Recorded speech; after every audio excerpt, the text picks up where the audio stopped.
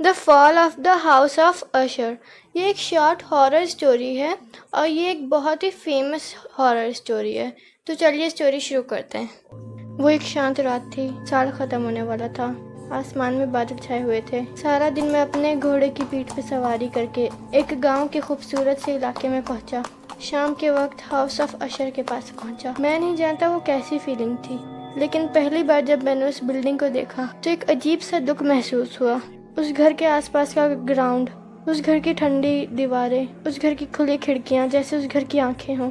आसपास के पेड़ जो लगभग मरे हुए थे, बिल्कुल सूखे पड़े थे। मैंने उस सीन को देखा।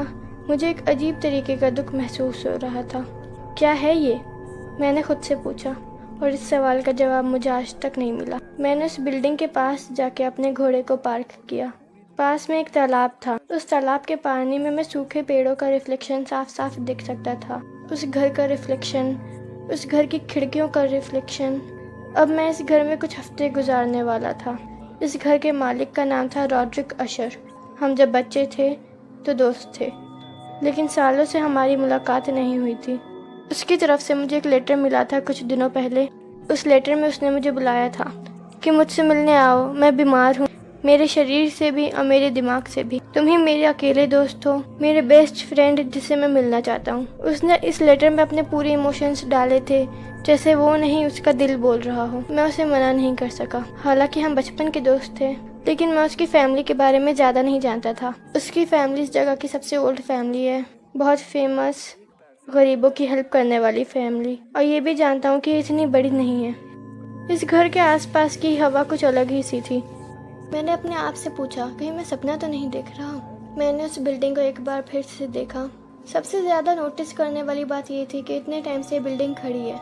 पता नहीं कैसे खड़ी है। इसकी दीवारों में क्रैक्स आ चुके हैं, लेकिन ये गिरी नहीं। इस बिल्डिंग को देख के लगता था जैसे अभी गिर जाएगी। उस तालाब में एक चीज़ नहीं दिख रही थी, उस घर में पड़ा हुआ लंबा सा क्रैक बीचों बीच, जो कि दीवार के ऊपर से नीचे तक आ रहा था। मैं उस घर में जाने के लिए एक छोटे से ब्रिज से अंदर गया। फिर मैं इस घर के मालिक के कमरे में गया। मेरे आसपास की दीवारें डार्क थीं, जमीन में एक कालापन। उस घर में बहुत सारी पुरानी ऐसी चीजें थी जो वॉर में काम आती थी। बचपन में मैंने इन चीजों को देखा था। ऐसी सिंपल सी चीजों को देखकर भी मेरे दिमाग में बहुत स्ट्रेंज से आइडियाज आ रहे थे। फिर मैं आया एक बड़े से रूम में। वो बहुत बड़ा रूम था। वहाँ बहुत बड़ी बड़ी विंडोज थी। उस कमरे में एक छोटी सी लाल कलर की लाइट जल रही थी। उस कमरे में ज्यादातर चीजें दिख नहीं रही थी। वो जो रेड लाइट थी उसकी रोशनी बहुत कम थी। उस रूम में बहुत ज्यादा डार्कनेस थी और बहुत सारी चेयर्स भी। बुक्स यहाँ वहाँ पड़ी थी जिनको रॉड्रिक पढ़ता था। पता नहीं क्यों हर एक चीज बहुत स्ट्रेंज थी। मैं रूम में गया, वहाँ रॉड्रिक लेटा हुआ था। मुझे देख के रॉड्रिक खड़ा हुआ। पता नहीं क्यों मुझे सब कुछ बहुत स्ट्रेंज लग रहा था, लेकिन जब मैंने उसके फेस की तरफ देखा तो भी मुझे लगा कि उसने जो एक एक वर्ड लेटर में लिखे थे वो सब सही थे। हम दोनों थोड़ी देर के लिए एक साथ बैठ गए। दोनों में से कोई कुछ नहीं बोला। मैंने उसकी तरफ देखा कि ये कितना बदल गया है। क्या ये मेरा वही दोस्त है? उसकी स्किन पेल हो गई थी, बिल्कुल सफेद, आंखें बाहर आ गई थी, होंठों पर कोई कलर नहीं था। जिस दोस्त के फेस को कभी भूला नहीं जा सकता था, आज वो फेस कितना स्ट्रेंज लग रहा था, पहचानना मुश्किल था। उसकी ड्रॉनी वाइट स्किन, उसकी बाहर निकलती हुई आंखें, उसकी आवाज़ मुझे बहुत कांपती हुई लग रही थी। उसने मुझे बताया कि उसकी इलनेस का रीज़न क्या है। ये एक फैमिली सिकनेस है जो उसके बाप दादा सबको थी ये बीमारी। वो मुझे जो भी बोल रहा था मुझे कुछ समझ नहीं आ रहा था, फिर भी मैं उसकी बातें सुन रहा था। वो बिल्कुल फीका खाना खाता था। कमरे में ज़रा सी भी रोशनी आती थी जो उसकी आंखें जलती थी। कमरे में हल्का हल्का साउंड भी था जिससे उसे डर न लगे। अजीब सा डर हावी था उस पर। मैं मर जाऊंगा, उसने बोला, मैं मर जाऊंगा, ज़रूर मैं इस बीमारी से मर जाऊंगा। मुझे इस घर में डर लगता है, पता नहीं आगे क्या होगा। इस डर से लड़ते लड़ते एक दिन मैं मर जाऊंगा, ऐसा उसने बोला। रॉड्रिक अशर, जिसको मैं बचपन से जानता था, यहाँ बुलाया अपनी हेल्प के लिए। उसने बताया कि उसे जिस बात का सबसे ज़्यादा डर है वो ये है कि उसकी एक बहुत प्यारी बहन है जो उसके साथ में रहती है। वो एक ही है जो उसके साथ में रहती है। उसकी फैमिली में वो एक ही है रॉड्रिक के अलावा जो जिंदा बची। वो जब मरेगी तो मैं लास्ट मेंबर बचूंगा अशर फैमिली का। जब वो ये सब बता रहा था तो उसकी बहन कमरे के पास से गुजरी। उसकी बहन ने ये तक नहीं देखा कि मैं वहाँ बैठा हूँ, लेकिन मैंने उसकी तरफ देखा। मुझे बहुत डर लग रहा था, मैं वो एहसास नहीं बता सकता। मेरी आंखें बस उसे देखती रहीं। वो कमरे में अंदर आई, उसके पीछे से दरवाज़ा बंद हो गया। मैंने उसके भाई की फेस की तरफ मुड़कर देखा तो वो अपने मुंह पर हाथ रखकर रोने लगा।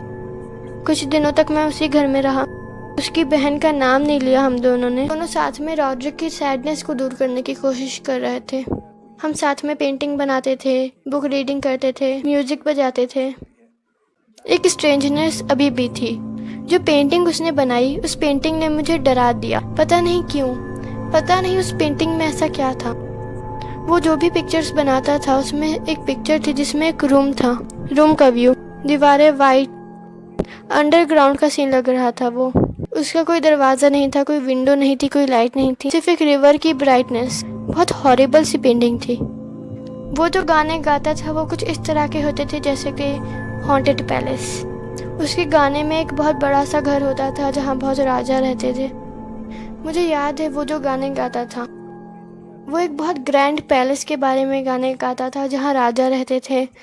वहाँ बहुत ब्राइट लाइट थी और उस पैलेस के आसपास घोस्ट घूमते थे। लेकिन तभी एक बहुत खतरनाक चेंज आया, बहुत खौफनाक, और सब कुछ चेंज हो। उसकी बातें सुन के ऐसा लगता था जैसे वो बताना चाहता हो कि ये प्लांट, ये वाटर, ये लेक, ये सब सुन सकते हैं, फील कर सकते हैं। जो बुक्स वो इतने सालों से पढ़ रहा था, जिन कहानियों से वो अपने दिमाग को भर रहा था, उनमें से उसकी एक बहुत फेवरेट बुक थी, एक बहुत पुरानी बुक। शाम के वक्त उसने मुझे बताया एक बैड न्यूज़ कि उसकी बहन मर चुकी है। उसने मुझसे कहा कि मैं अपनी बहन की बॉडी को कहीं बाहर नहीं दफनाऊंगा। हम दोनों ने उसकी बहन की बॉडी को उठाया, उसको रखा। उस मोमेंट पे मैंने उन दोनों भाई बहन का प्यार देखा। उसने बताया कि वो और उसकी बहन ट्विन थे, एक ही दिन पैदा हुए थे, तो उन दोनों का रिश्ता बहुत गहरा था। हमने उसकी बहन का मरा हुआ फेस लास्ट टाइम देखा। मैं उस सीन को देख के बहुत ज़्यादा डर गया। वो एक बहुत खौफनाक सीन था।